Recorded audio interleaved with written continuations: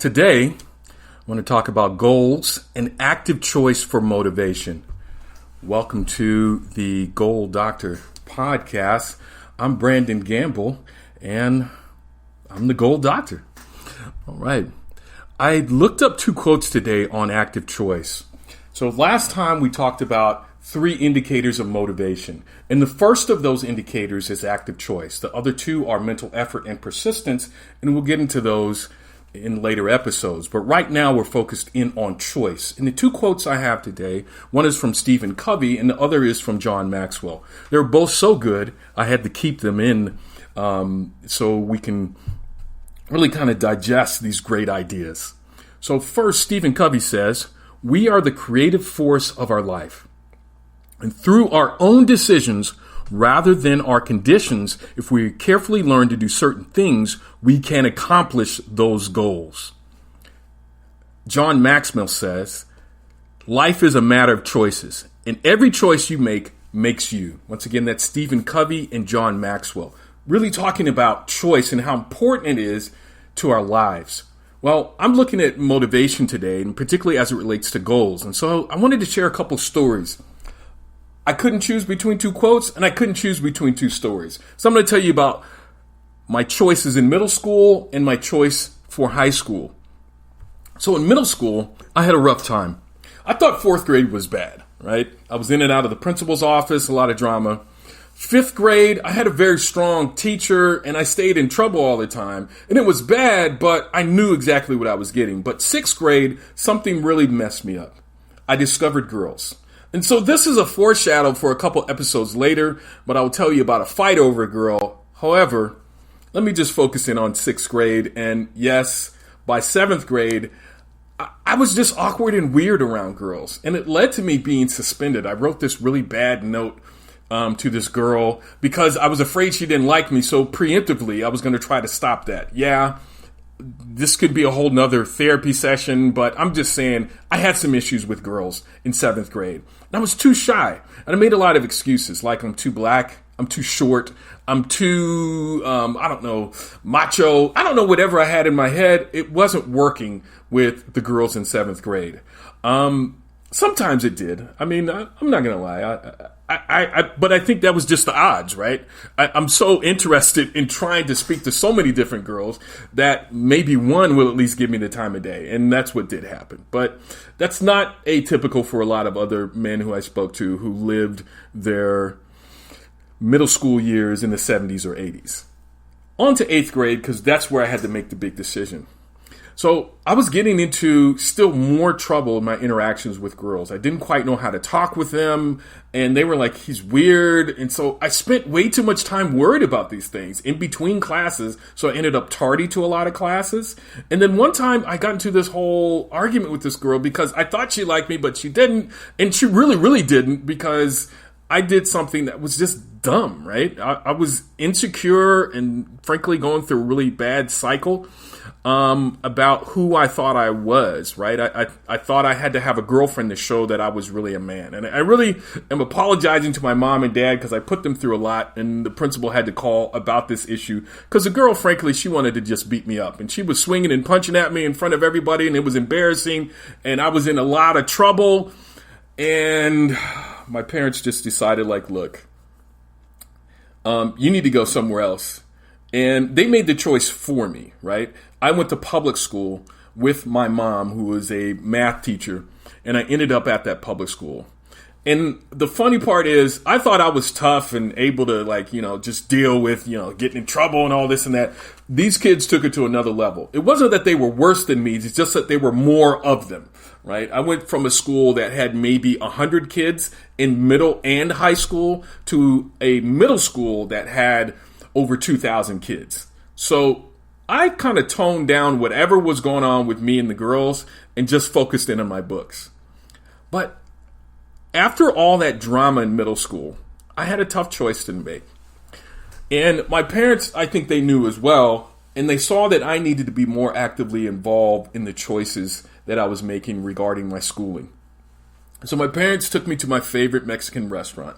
And very nice restaurant. They, had a mariachi band and very authentic food. It's kind of a chain restaurant now, but back then it was perfect. Anyways, my dad, I guess I'm hungry. My dad had a sheet of paper, and he pulled out this sheet of paper and he wrote down the middle. On the left side, he wrote pros, and on the right side, he wrote cons. And we went through for each of these schools. On one half was a public school, and on the other half was a boarding school.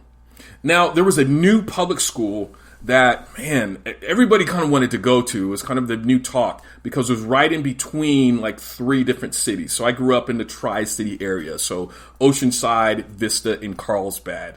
And it was a beautiful school. And a few of my friends were going to go there, and they were talking to me like, man, you should come to public school with us. I know you had a bad time where you were at that other private Christian school and you were getting in trouble. You should come with us, man. And so I really had a choice because I had some other friends too who were at a boarding school and they were having a great time. And one of the things at the boarding school is that my friends, they seemed to just really enjoy talking about their school. So it was a known entity to them. This new other school wasn't quite there. So we listed out these pros and cons, right? And I made the choice to go to boarding school. My parents let me make the choice. And I'm hinging on that there for a moment. My parents let me make the choice. Even though my first semester I failed out. Oh, man. And it was wild because I'm living on my own with, a couple of other roommates, but we're all 14-year-olds messing up our room and just not cleaning up after ourselves and smelling like body odor. Like it's not a good situation. But my dad comes and he reminds me that this was my choice and that if I want to keep up with this choice that's costing him money, right, to send me to this nice private Christian boarding school, where I am working, by the way. It's an interesting school. I was working on campus there. It's called San Pasquale Academy. No longer exists, but man, it exists within our hearts, at least for those of us who are alumni. But I decided to make the most of it. This was my third school in a year and a half. I realized my choices had led me here, and my choices had to be better to get me out, right? I had to make choices that made sense towards an overall goal. As luck would have it, I would stay there. Not luck. I would say providence from God, at least as I believe. But some might call it luck. Some might call it a good science of motivation, right? I stayed there for 4 years. It was not easy, but well worth it. Another side note, I did have a girlfriend for almost 2 years while I was there. And I learned a lot, but still had a lot more to learn. But I ain't even going to share that on the podcast. I'll just say that I'm not atypical to young people, at least at that time in my life. And that's for my kids. All right. So what was good about my parents allowing me to choose my school, right? And I'm going to get towards how can you apply some of this towards your life, this idea of choice as an indicator of motivation in your life. So it was my active involvement in the choice, right? They really wanted to make an opportunity for me to be clear about what I was doing as I'm coming of age, especially around high school age. But I would think this is important for anybody. I've seen it done for small children, right? You have them choose between they want to wear the Superman outfit or they want to wear some other outfit, Iron Man or whatever, right? And you give them this choice, right? It may appear as a false choice, but it's teaching them how to have what's called agency, right? This sense that they can actively be in charge of their own lives. But this active choice is important. They structured it as my parents, yet gave me an opportunity, right? I think the other thing, so when I came back wondering if I'd made the right choice, they encouraged me to make the best of it and reminded me of the sound, rational reasoning behind the choice that was made earlier. So for you as a listener, right?